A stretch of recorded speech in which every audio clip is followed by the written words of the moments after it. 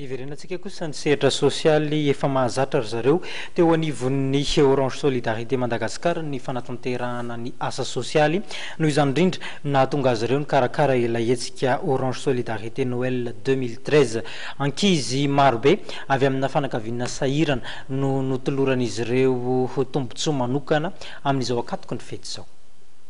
Ankizy misy arivo manerana nosy ahitana ankizy marary avy amin'ny fianakaviana sahirana na Kamboty ihany koa no azo tombontsoa amin'ny alalan'ilay tetikasa Orange Solidarité Noël 2013 izay karakarin'ny Orange Solidarité e Madagasikara.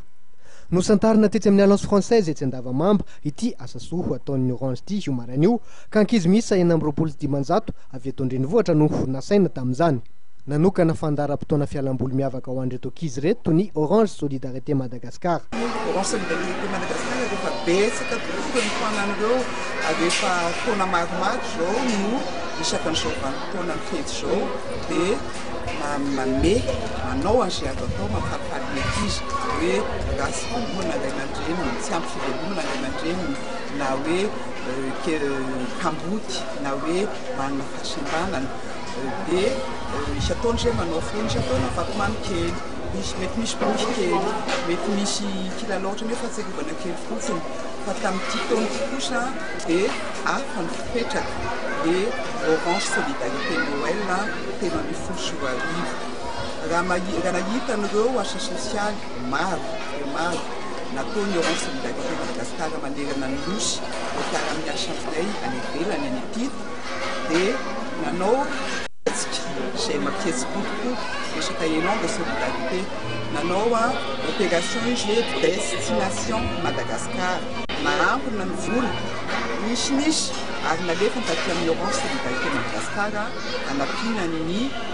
zao Christmas ataona izao ampifalifaliana ankizy dia misy amin'ny andro any magicien téléphone sitrapo motritsika zany teny an'ilay izy ampalepity anao tour de magie eo atsasakady na dia indray lazaka tefaneo ampalipaliny ankizitsika dia avy eo ireo ankizy ireo ihany no tokony fety satria samy miakatra sehatra samy manana numéroany ireo ankizy ireo ho ataony eo amin'ny scène ampifalifaly sady acteur misy spectateur.